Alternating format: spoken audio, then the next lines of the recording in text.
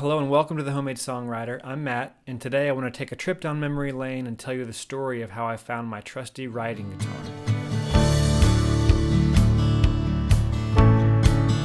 So this story begins all the way back in the summer of 2012. It was a simpler time, a time when people thought the world was going to end because of the Mayan calendar, not because of a global pandemic or murder hornets or anything like that. It was my junior year of college. I was working as an intern for a general contractor building some apartments here in Austin, and specifically I was building down by Zilker Park where they host ACL every year. Now at the time I was living rent-free with my aunt and uncle. Shout out Aunt Diane and Uncle John, thank you for everything. And this was my first real time in my life where I was making any kind of real money. So I was a little bit less responsible than I am now.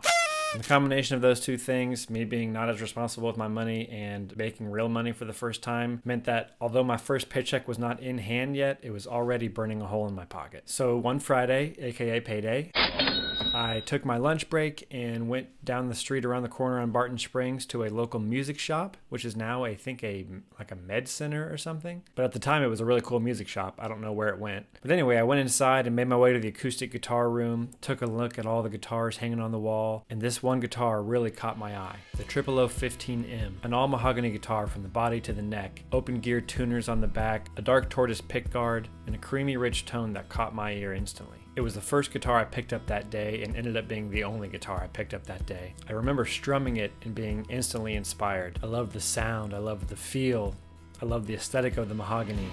And most importantly, I came up with like 10 new song ideas right there on the spot. And that's really what did it for me. I don't know what it was about this guitar, but it felt like it had so many songs in it. So being the young adult that I was, I took my entire first paycheck and I walked out the door with this guitar in hand. And that was the beginning of a long journey that this guitar and I have gone on together. What I love about guitars is that each one is so unique. You know, even a mass-produced guitar is made with a different piece of wood or a different part of the same piece of wood. And so inherently it's unique, right? So each one might feel different or react differently to your hands. And every guitar inspires a guitarist differently. I love the idea of every guitar having a certain amount of songs in it for each player. Like a guitar that's aesthetically pleasing to me and that sounds great might hold 10,000 songs for me. Whereas if I picked up a pink Hannah Montana guitar, it might only hold 1 or 2 songs because it just doesn't speak to me. And the guitar that I love that maybe holds 10,000 songs for me might only hold 5,000 for somebody else. And maybe someone else is really inspired by the Hannah Montana guitar and they write 10,000 songs on that. But when I found this guitar, I found my workhorse. This is the guitar I've written the majority of my songbook on.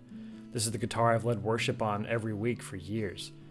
This is the guitar I've played shows with my wife with. This is the guitar I've recorded everything I've ever recorded on, including a collection of songs I played to my wife when I proposed to her. Thanks, buddy.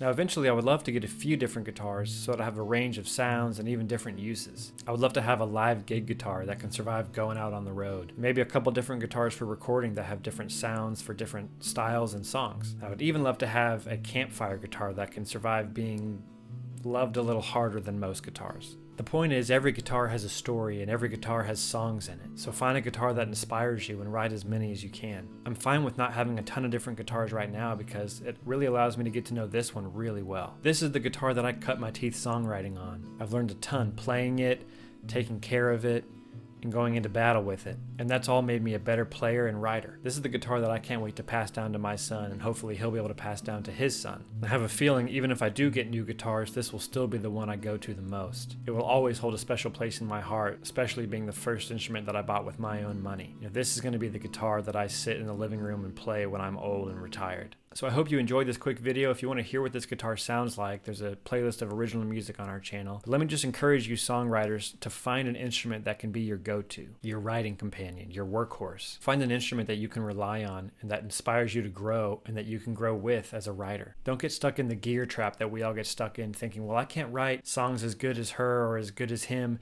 because I don't have the $5,000 Taylor. That's bogus. The price tag just doesn't matter as much as how good it feels in your hands. Does it want to make you pick it up and play it? Then it's a good guitar. Besides, your cheap starter guitar might feel better and inspire you more than the $5,000 Taylor would anyways. I've picked up plenty of super expensive guitars at different stores that just felt awkward or clunky in my hand, and for me, didn't really have any songs in them because I just wasn't feeling it. So if you write all the songs that your starter guitar has in it, then you can start to think about upgrading. But until then, keep writing, and we'll see you in the next one.